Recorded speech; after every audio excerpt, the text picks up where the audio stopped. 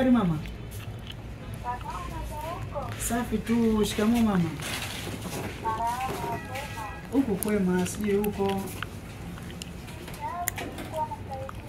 Mama bwana, kwenye kile kiasi ambacho ulichoniambia nikitafute nimefanikiwa kukipata, kwa hiyo muda sio mrefu hapo mama nitaenda kukutumia.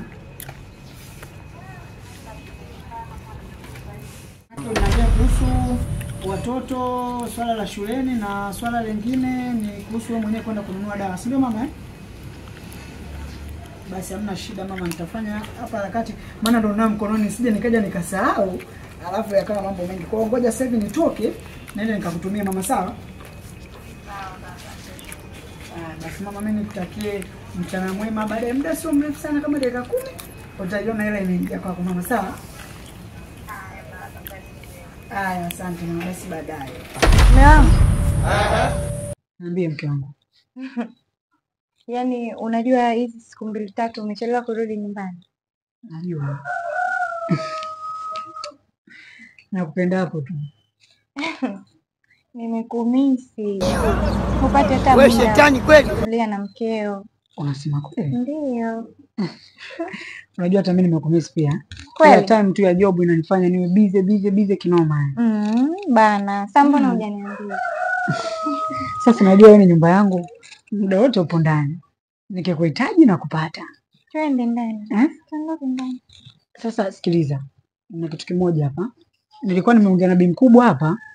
Kuna vitu nataka nikamtumie pesa kwa ajili ya kwake ya kununua dawa na kwa ajili ya kuanulia vitu watoto vya shule.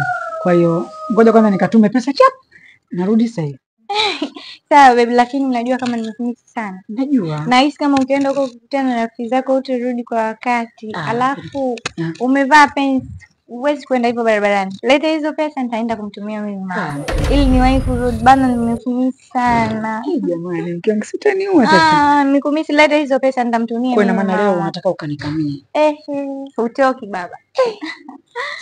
Nitasema nini kwako wewe? Unadhani na kitu? Basi ngoja hizo hela nikupatie wewe. Si ushahesabu baby. Mekwisha. Unajua utaniua wewe. Njoo ndani. Squeeze wewe so vitu vyangu na type zangu viudambu dambu vitu nyambu nyambu uwe na mipaka bana, usilete uvengu kujichetua alafu bila sababu.